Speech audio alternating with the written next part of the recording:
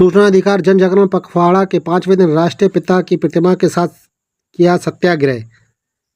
जन दृष्टि व्यवस्था सुधार मिशन के तत्वाधान में सूचना अधिकार जन जागरण पखवाड़ा के 5वें दिवस मिशन के संस्थापक अध्यक्ष हरि प्रताप सिंह राठौर एडवोकेट के आह्वान पर प्रदेश समन्वयक सत्येंद्र सिंह गहलोत के नेतृत्व में नागरिकों को सूचना कानून के प्रयोग और फायदे से परिचित कराए जाने के साथ ही गांधी उद्यान बदायूं राष्ट्रपिता महात्मा गांधी की प्रतिमा के समक्ष राष्ट्रीय राग रघुपति राघव राजा राम का कीर्तन कर भ्रष्टाचार रूपी गंदगी के समूल उन्मूलन हेतु प्रार्थना की। तत्पश्चात पदाधिकारियों ने संगठन के पत्रक वितरित किए। इस अवसर पर विचार व्यक्त करते हुए जन दृष्टि व्यवस्था सुधार मिशन के अध्यक्ष संस्थापक हरि प्रताप सिंह राठौर एडवोकेट ने कहा कि राष्ट्रपिता महात्मा गांधी मानव नहीं बल्कि महामानव हैं। वह वैश्विक नेता थे। उनसे पहले ऐसा व्यक्तित्व भूतल पर नहीं था और उनके बाद भी उन जैसा व्यक्तित्व भूतल पर नहीं हुआ। उन्होंने भारत में जन्म लेकर भारत के लिए काम किया, किंतु उनके विचारों को अनुसरण संपूर्ण विश्व कर रहा है। सभी सामाजिक कार्यकर्ताओं को गांधी जी की आत्मकथा का अध्ययन अवश्य करना चाहिए। प्रत्येक घर में राष्ट्रपिता के चित्र की स्थापना के लिए अभियान चलाया जाएगा। नागरिकों को वर्ष में एक खादी का वस्त्र अनिवार्य रूप से क्रय किया जाने का संकल्प दिलाया जाएगा।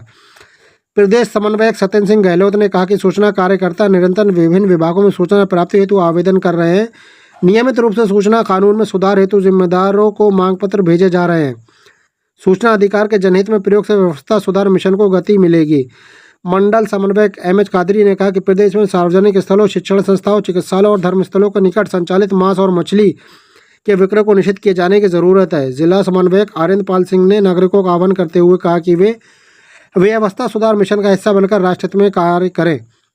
आज के अभियान में प्रमुख रूप से मार्गदर्शक धनपाल सिंह, संरक्षक एमएल गुप्ता, सुरेश पाल सिंह चौहान, केंद्रीय कार्यालय प्रभारी राम गोपाल, प्रदेश समन्वयक सत्येंद्र सिंह गहलोत, मंडल समन्वयक एमएच कादरी, जिला समन्वयक आरेंद्र पाल सिंह, सह जिला समन्वयक महेश चंद्र, रामलखन एडवोकेट, तहसील समन्वयक बिसौली विपिन कुमार सिंह एडवोकेट तहसील, प्रमोद कुमार, किशोरपाल, नेत्रपाल, कौशल कुमार, विनोद गुप्ता, प्यारेलाल आदि की सहभागिता रही। आप देख रहे हैं तस्वीर न्यूज़ से सह मंडल प्रभारी बरेली की खास रिपोर्ट। और परम सौभाग्यशाली हम इसलिए हैं कि उनके बताए हुए विचारों का अनुसरण करते हुए हम लोग कार्य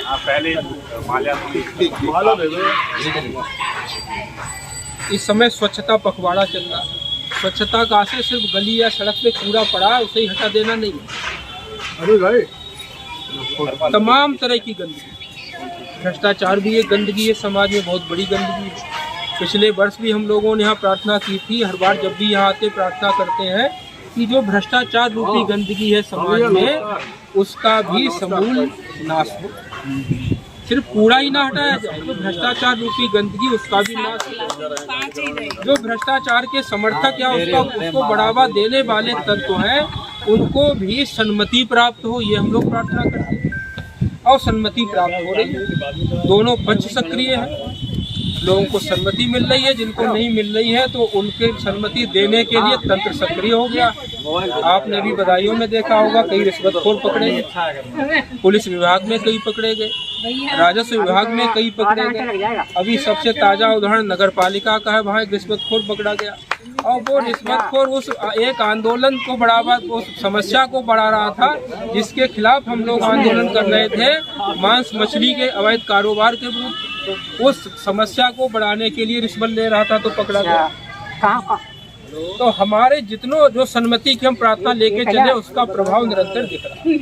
आप देखेंगे निरंतर रोजाना आ रहा है कि पूरे उत्तर प्रदेश में 4-6 रिश्वतखोर रोजाना पकड़े गए। बदायूं में जितने पकड़े गए वो सभी जेल में, अभी तक किसी की जमानत नहीं। जो सबसे पहले दरोगा पकड़ा गया इस्लाम नगर का वो अभी तक जेल में है। तहसील दातागंज में पेशकार पकड़ा गया, अभी तक जेल में, कितना भी धन कमा ले लेकिन अभी तक जेल में है, जमानत उनकी नहीं।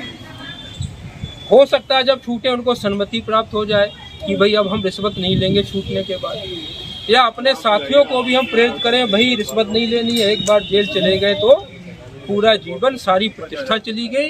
रिश्वत के पैसे से सम्मान और प्रतिष्ठा नहीं बन गई। हो सकता है आपके पास 4 घर हो जाए, हो सकता है आपके पास 4 बड़ी गाड़ियां आ जाए, हो सकता है आप अपनी तनख्वाह से ज़्यादा पैसा अपने बच्चों की शिक्षा पे खर्च कर दें, लेकिन अंत में ये सब ऐसी एक घटना जो है इन सबको समाप्त कर दें।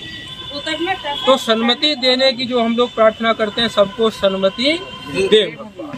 वो सहमति भी सबको प्राप्त हो रही है, और सहमति जिनको प्राप्त नहीं हो रही है उनको उनके खिलाफ कार्यवाही करने वाला तंत्र निष्क्रिय था, उसको भी सहमति मिल गई, वो सक्रिय हो गया।